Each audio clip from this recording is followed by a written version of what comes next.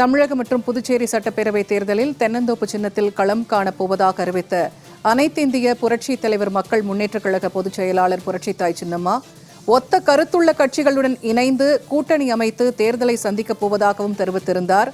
மேலும் எதிரிகளையும் துரோகிகளையும் வீழ்த்துவது மற்றும் தேர்தல் செயல்பாடுகள் குறித்து கழக நிர்வாகிகளுடன் தொடர்ந்து ஆலோசனை நடத்தி வருகிறார். இந்நிலையில் திண்டிவனம் தைலாபுரம் தோட்டத்திற்கு வருகை புரிந்திருக்கிறார் கழக பொதுச் செயலாளர் புரட்சித்தாய் சின்னம்மா அவர்கள். நேரலையாக பார்த்து வருகிறோம்.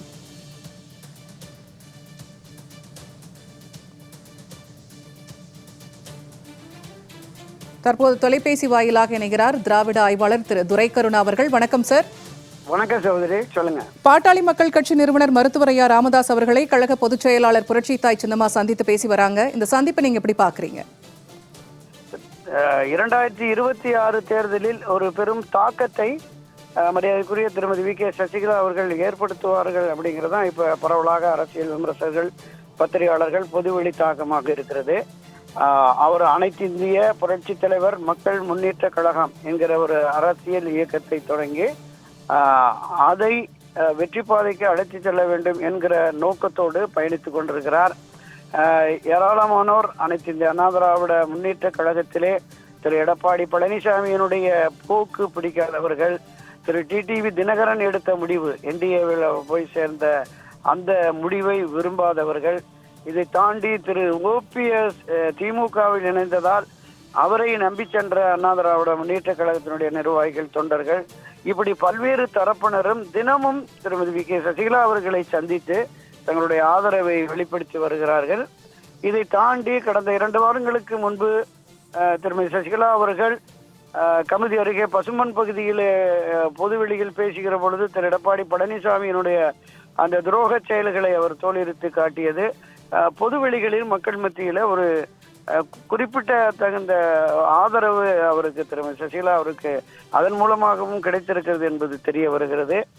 இதையும் தாண்டி பல்வேறு அமைப்புகள், புதிய புதிய அமைப்புகள், சமுதாய அமைப்புகள், பொதுநல அமைப்புகள், சமூக சேவை அமைப்புகள், மதசார்பற்ற மத ரீதியான அமைப்புகள், கிறிஸ்தவ அமைப்புகள், இஸ்லாமிய அமைப்புகள், இப்படி பல்வேறு தரப்பினரும் திருமதி சசிகலா அவருடைய அரசியல் நிலைப்பாட்டை ஆதரித்து வந்து அவரை பார்த்து கொண்டிருக்கிறார்கள். அவர் தன்னுடைய அந்த கொடியையும் கட்சியையும் சின்னத்தையும் அறிமுகப்படுத்துகிற ஒவ்வொரு வேளையிலுமே எல்லோரையும் அரவணைத்து கூட்டணியோடு தான் தேர்தலை சந்திப்போம் என்கிறார். அதனால் அந்த தென்னந்தோப்பு சின்னத்தையுமே அறிமுகப்படுத்தி தனிமரம் எப்போதும் தோப்பாகாது, நான் தோப்பு சின்னத்தில் கூட்டணி அமைத்து போட்டியிடுகிறேன் என்கிறார். அந்த அடிப்படையில் இன்றைக்கு வட மாவட்டம், மேற்கு மாவட்டங்களில் செல்வாக்கு மிக்க தலைவராக இருக்கிற பாட்டாளி மக்கள் கட்சியினுடைய நிறுவன தலைவர் மருத்துவர் ராமதாஸ் அவர்களை சந்தித்திருக்கிறார். திருமதி சசிகலா அவர்களுக்கு வந்து டெல்டா மாவட்டம், தென் மாவட்டங்களில் ஒரு கணிசமான ஆதரவு இருக்கிறது. இந்த பக்கம் வடக்கு மாவட்டம், மேற்கு மாவட்டங்களில் வன்னிய சமுதாய பெருமக்களுடைய ஆதரவு, பொதுமக்களுடைய ஆதரவு திரு ராமதாஸ் அவர்களுக்கு இருக்கிறது என்பதும் யதார்த்தம்.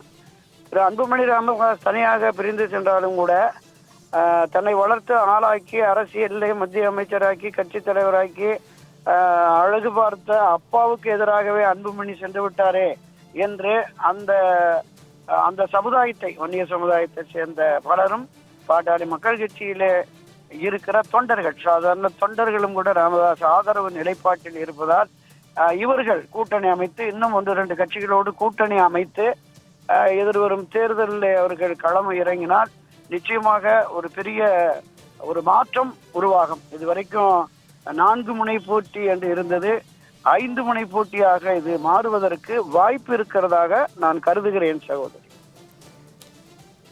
சார், இப்ப கழக பொதுச் செயலாளர் புரட்சித்தாய் சின்னம்மா அவர்களுடைய வியூகங்களை தொடர்ந்து நீங்க பார்த்துட்டு இருக்கீங்க. அவங்களுக்கான வரவேற்பு, அவங்களுக்கான ஆதரவை தொடர்ந்து நம்ம பார்த்துக்கிட்டே இருக்கோம். இந்த மாதிரி நேரத்தில் இப்படி ஒரு சந்திப்பு நிகழ்ந்திருக்கு. இது வரக்கூடிய தேர்தலில், வரக்கூடிய நாட்கள்ல அரசியல் என்ன மாதிரியான தாக்கத்தை ஏற்படுத்தும்? நிச்சயமாக 2026 சட்டப்பேரவை தேர்தலில் ஒரு பெரும் தாக்கத்தை ஏற்படுத்தும். ஆட்சி அதிகாரத்திற்கு வந்து விடுவோம் என்று எண்ணிக்கொண்டிருக்கிற 2 பெரும் அரசியல் கட்சிகளுக்கும் இது ஒரு மிகப்பெரிய சவாலாகவே இருக்கும் என்றுதான் நான் கருதுகிறேன். பெரிய அளவுல வாக்கு சதவீதம் பிரிகின்ற பொழுது அவர்கள் எதிர்பார்த்த தனிப்பெரும்பான்மையாக ஆட்சி அதிகாரத்திற்கு வந்து விடுவோம் என்று எதிர்பார்க்கிற அவர்களின் கனவும் கூட தகர்ந்து விடும் என்பதுதான் என்னோட பார்வை, கருத்து சகோதரி. இணைப்பில் வந்து உங்களுடைய கருத்துக்களை பகிர்ந்து கொண்டமைக்கு மிக்க நன்றி சார்.